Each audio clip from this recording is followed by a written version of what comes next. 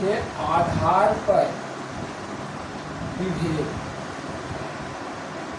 Question है भाषा के आधार पर विभेद। ठीक है, भारत जो है कई राज्यों का संघ है जिसमें मान्यता प्राप्त 22 भाषाओं को मान्यता प्रदान की गई है। 22 भाषाओं को मान्यता प्रदान की गई है। जब संविधान का निर्माण हुआ था तो 14 भाषाओं का वर्णन था। पूरे भारत में जो मान्यता प्राप्त नहीं है लगभग 225 भाषाएं, लगभग 225 भाषाएं हैं जो बोली जाती है। भाषा आधार क्या होता है? भाषा होता क्या है? किसी भी व्यक्ति को व्यक्त करने का जो साधन होता है वो भाषा होता है। अपनी व्यक्ति को व्यक्त करने का जो साधन होता है वह क्या होता है? भाषा होता है। व्यक्त करने का साधन, अभिव्यक्ति व्यक्त करने का साधन, व्यक्त करने का साधन है भाषा। चाहे वो हिंदी हो, संस्कृत हो, इंग्लिश हो, तमिल हो, तेलुगु हो या फिर मराठी हो, तो भाषा अभिव्यक्ति को व्यक्त करने का साधन है। अभिव्यक्ति को व्यक्त कैसे करेंगे? अभिव्यक्ति को व्यक्त करेंगे लिख करके, बोल करके, और किसी माध्यम से, सोशल मीडिया के माध्यम से या किसी अन्य माध्यम से अपनी अभिव्यक्ति को व्यक्त करेंगे। तो जो संविधान में है 22 भाषाओं की मान्यता प्रदान की गई। कितने भाषाओं की? 22 भाषाओं की मान्यता प्रदान की गई है। जिसमें अगर बात की जाए मूल संविधान में, जो मूल संविधान है उसमें 14 भाषाओं को मान्यता प्रदान किया गया था। कितने भाषाओं को? 14 भाषाओं को मान्यता प्रदान किया गया था। और वर्तमान में 22 भाषाओं को मान्यता प्रदान है। आर्टिकल 343 में, आर्टिकल 343 से 351 तक में वह वर्णन किया गया है राजभाषा के बारे में, भाषा के बारे में, जिसमें आर्टिकल 343 कहता है कि भारत का जो राजभाषा होगा, ऑफिशियल लैंग्वेज, वो क्या होगा? हिंदी होगा। भारत का जो राजभाषा होगा वो हिंदी होगा। संविधान क्या कह रहा है? आर्टिकल 343 के माध्यम से संविधान कह रहा है कि आपका जो राजभाषा है भारत का, वो 343 के माध्यम से हिंदी होगा। और यह हिंदी बोलने सर्वाधिक जो है हिंदी बोला जाता है। भारत में सर्वाधिक अगर बोली जाने वाली भाषा कोई है तो कौन सी है? हिंदी है। और ये लगभग 50% लोग, भारत के लगभग 50% लोग पूर्णतः हिंदी बोलते हैं, जिसमें कोई मिक्स नहीं होता। हिंदी बोलते हैं, देवनागरी लिखते हैं। लगभग 50% लोग जो है हिंदी बोलते हैं और देवनागरी में अपनी भाषा को व्यक्त करते हैं, अपनी अभिव्यक्ति को व्यक्त करते हैं। यहाँ तक संविधान के राजभाषा का वर्णन है। अब जो है भाषा के आधार पर विभेद किया जा रहा है। भाषा के आधार पर सबसे पहले जो है भाषा के आधार पर राज्यों का गठन किया गया। तो भाई जो है श्री रामालुलु के आंदोलन के बाद जो है आंध्र प्रदेश राज्य का गठन किया गया। 1956 में एपी का, आंध्र प्रदेश का गठन किया गया। प्रथम भाषाई आधार पर गठित होने वाला राज्य, भाषा के आधार पर आंध्र प्रदेश को गठन किया गया। महाराष्ट्र और गुजरात को भी अलग किया गया भाषा के आधार पर। महाराष्ट्र और गुजरात को भाषा के आधार पर अलग किया गया। गुजराती अलग है, मराठी अलग है, दोनों को अलग किया गया। पंजाब और हरियाणा को भाषा के आधार पर अलग किया गया, भाषाई आधार पर अलग हो गया। क्वेश्चन, भारत अभी जो है वर्तमान में 28 राज्य और 8 केंद्र शासित प्रदेश हैं। भारत जो है 8 राज्य और 28 राज्य और 8 केंद्र शासित प्रदेशों का संघ है। क्या है? 28 राज्य और 8 केंद्र शासित प्रदेशों का संघ है। और इस भारत का जो राजभाषा है भारतीय संविधान के अनुसार से हिंदी है। हिंदी है, यानी हिंदी का प्रयोग जो है हम कहीं भी किसी भी राज्य में कर सकते हैं। हिंदी का प्रयोग कहीं भी किसी भी राज्य में कर सकते हैं बिना किसी हिचकिचाहट के, बिना किसी रोक रुकावट के। लेकिन अभी क्या है, एक अलग सा मुद्दा चल रहा है। हिंदी भाषी को जो है अलग करो। 2008 में भी इस तरह की घटनाएं सामने आई थी। पहले असम में आई थी, उसके बाद महाराष्ट्र में आई थी, और भी कई ऐसे राज्य हैं जहां से भाषा के आधार पर विभेद किया गया। संविधान क्या कहता है उस पर देख रहे हैं, ठीक है। भाषा के आधार पर देखिए आर्टिकल 19 जो अभिव्यक्ति की स्वतंत्रता, आर्टिकल 19 अभी क्या वो बताया था कि भाषा जो है अभिव्यक्ति को व्यक्त करने का एक साधन है। अभिव्यक्ति को व्यक्त करने का एक साधन है। भाषा क्या है? आप अपनी अभिव्यक्ति को उसके माध्यम से व्यक्त करते हैं। भाषा है बच्चे भी, अब बच्चे क्या है, बच्चे अपनी अभिव्यक्ति को क्या करते हैं? अपनी भाषा में करता है, चाहे वो तोतला भाषा हो या पूरी तरह से बोल नहीं पाता हो, लेकिन वो अभिव्यक्ति को व्यक्त करता है। उसी तरह से भाषा का जो आधार बनाकर हम अपनी अभिव्यक्ति को व्यक्त करते हैं। आर्टिकल 19 जो कहता है, भारतीय संविधान हमारा मौलिक अधिकार प्रदान करता है 12 से 35 तक का। 19 जो करता है अभिव्यक्ति की स्वतंत्रता का अधिकार, अभिव्यक्ति की स्वतंत्रता का अधिकार, अभिव्यक्ति की स्वतंत्रता का अधिकार, स्वतंत्रता का अधिकार।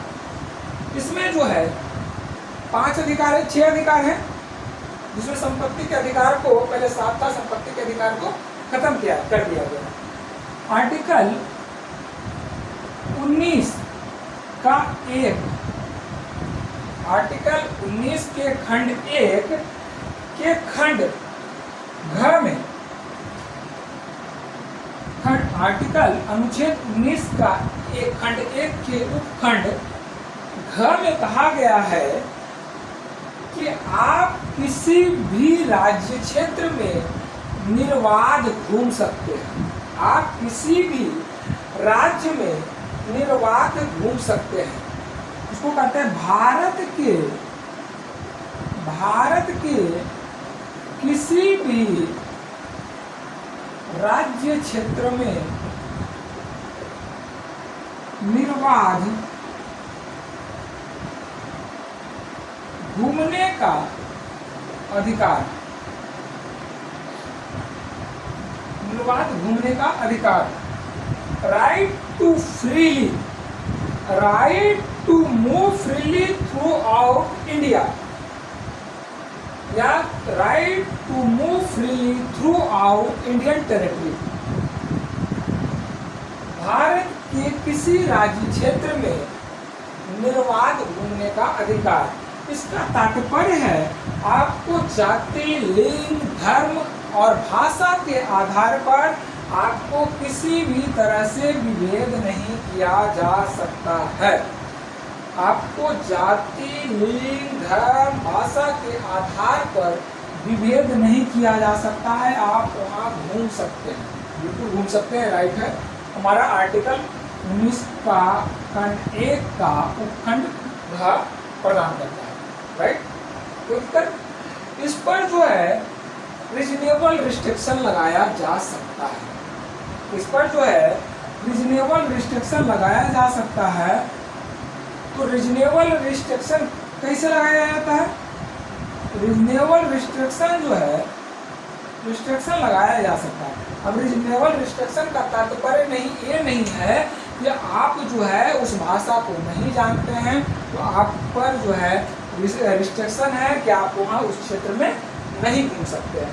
रीजनेबल रिस्ट्रिक्शन का तात्पर्य है कि अगर उस क्षेत्र में या उस क्षेत्र का आदिवासी एससी या एसटी के जो है परिवेशों को या उसके संस्कृति को, उसके सभ्यता को हानि पहुंचता है, तब उस दशा में आप पर जो है रिस्ट्रिक्शन लगाया जा सकता है, अनुबंध लगाया जा सकता है, प्रतिबंधित किया जा सकता है। लेकिन जो है भाषा के आधार पर प्रतिबंध नहीं किया जा सकता।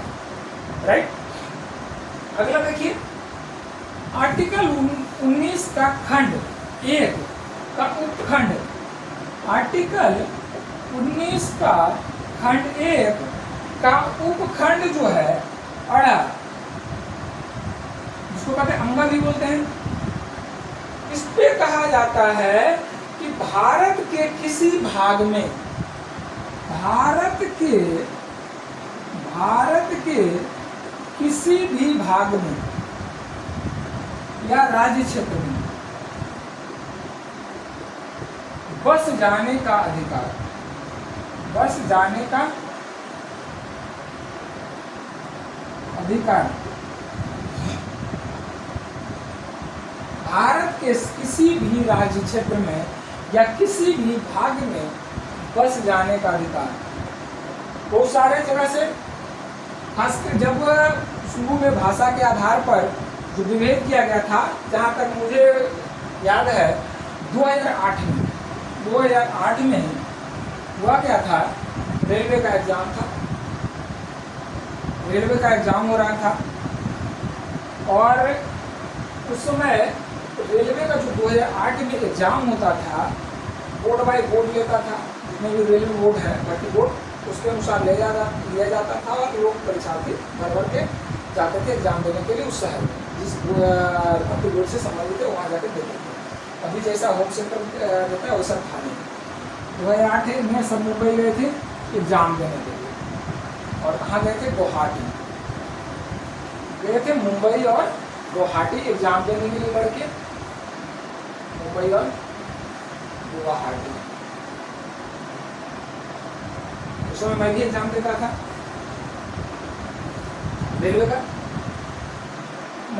मैं गया नहीं था, ठीक है, मुंबई और गुवाहाटी में जो है अभी नया नया जनरल कंपटीशन में घुसा था 2008 में।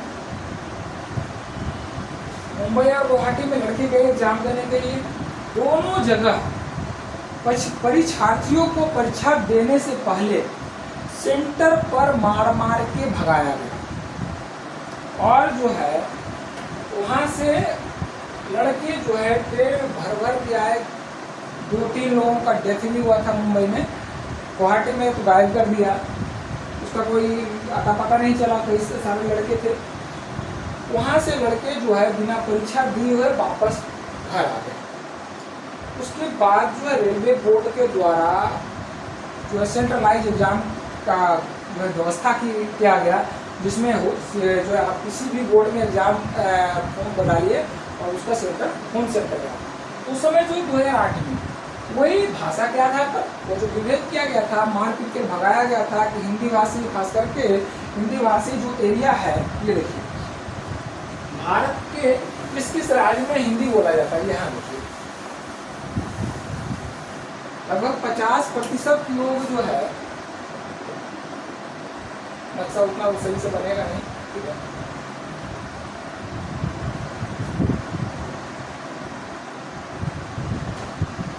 ये वाला एरिया है, सही से बना नहीं है, लेकिन क्या नाम है, मैं मूल रूप से बनाना चाहता हूँ। यह होगा बिहार हिंदी भाषी, उत्तर प्रदेश, बिहार, उत्तर प्रदेश, राजस्थान, हरियाणा, मध्य प्रदेश, यही क्षेत्र होगा मध्य प्रदेश, एमपी, छत्तीसगढ़ में भी बोला जाता है, झारखंड, दिल्ली एरिया पूरा बोला जाता है, दिल्ली एरिया, उत्तराखंड,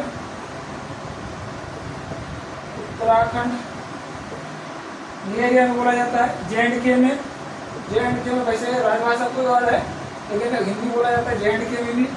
ये जो मूल रूप से एरिया है, ये एरिया में जो भारत का 50% से ऊपर जनसंख्या यहाँ निवास करती है, इस क्षेत्र में बाहुलता में हमें हिंदी बोला जाता है, और 2008 में भी वही घटना हुई थी कि 2008 में हिंदी के आधार भाषा के आधार पर 8-9 में वहाँ से मार के भगाया गया था परीक्षार्थियों को।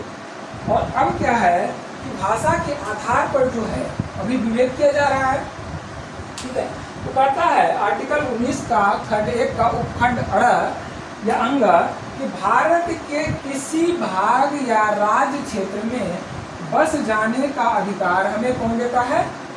अभिव्यक्ति की आजादी या स्वतंत्रता का अधिकार है, स्वतंत्रता का अधिकार देता है। यानी जो कहता है कि right to settle in any part of Indian territory, Bharat के किसी भी राज्य क्षेत्र में बस जाने का अधिकार, बस जाने का अधिकार। इस पे जो है रीजनेबल रिस्ट्रिक्शन लगाया जा सकता है। रीजनेबल रिस्ट्रिक्शंस का जो कंडीशन है 19 का खंड 1 का उपखंड घ में वही कंडीशन इस पे भी लागू होता है कि आप जो है जिसमें आदिवासी क्षेत्र हो, SC/ST हो या जनजाति क्षेत्र हो वहाँ के सभ्यता और संस्कृति को प्रभावित न करे तो रिस्ट्रिक्शन नहीं लगाया जा सकता है। अगर सभ्यता और संस्कृति को प्रभावित किया जाता है तो उस पर जो है रीजनेबल रिस्ट्रिक्शन लगाया जा सकता है। अब देखो एक चीज और है, कहता है कि किसी भी राज्य जो है राज्य क्षेत्र में बस जाना, यानी आप जो है किसी भी प्रवासी सबसे ज़्यादा अगर प्रवासी आते हैं सब तो प्रवासी निवास करता है भारत में तमिलनाडु में, साउथ में तमिलनाडु में। उसके बाद जो है सबसे ज़्यादा प्रभावित जो प्रवासी होते हैं, प्रवासी भारतीय जो होते हैं राज्य का जो राज्य कंट्री से नहीं राज्य के ही, तो बिहार, उत्तर प्रदेश, राजस्थान, ये लोगों से ज़्यादा प्रवास करते हैं तमिलनाडु। इसका जो है आप कहा जाता है कि बस नहीं सकते हैं, तो किसी भी भाग में बसने का जो अधिकार है हमें संविधान दे रहा है। हमें कौन दे रहा है? संविधान दे रहा है। और यह जो संविधान है 28 राज्य और 8 केंद्र शासित प्रदेश का जो राज्य संघ है उस पर समान रूप से लागू है। यानी जो है किसी भी तरह से अगर विभेद किया जाता है, भाषा के आधार पर हो, लिंग हो, जाति हो या धर्म के आधार पर अगर विभेद किया जाता है तो वह क्या होगा? असंवैधानिक करार दिया जाएगा। यानी जो है भाषा हम कहीं भी अपना किसी भाषा का प्रयोग कर सकते हैं, किसी भी भाषा में अपनी अभिव्यक्ति को व्यक्त कर सकते हैं। इसके लिए हमें यह अधिकार संविधान प्रदान करता है, राइट। तो यह जो अधिकार है संविधान द्वारा दिया गया अधिकार है। हमें यह अधिकार किसी के द्वारा छीना नहीं जा सकता है। आर्टिकल 19 पर सिर्फ एक ही कंडीशन में छीना जा सकता है, जब युद्ध या बाह्य आक्रमण के कारण आर्टिकल 352 भारत में लागू है, तब जो है यह अधिकार आर्टिकल 19 छीना जा सकता है या फंडामेंटल राइट्स को जो है रिस्ट्रिक्शन लगाया जा सकता है, राइट। हम जो है किसी भी क्षेत्र में बस सकते हैं, किसी भी भाषा का प्रयोग कर सकते हैं, चाहे वो भारतीय संविधान में जो भाषा का मान्यता हो या ना हो। भारतीय संविधान में जो मान्यता प्राप्त भाषाएं हैं वह ऑफिशियल लैंग्वेज है। ऑफिस में किसी भी कार्यालय में जो केंद्रीय कार्यालय है उस 22 भाषाओं में अपना प्रतिवेदन दे सकते हैं, ठीक है। तो सिंपल सी है कि कोई भी अगर रिस्ट्रिक्शन में बोला जाता है या विभेद किया जाता है तो वह असंवैधानिक है। इसलिए जो है इसमें कोर्ट में जाया जा सकता है या न्यायालय में इसमें याचिका दायर किया जा सकता है।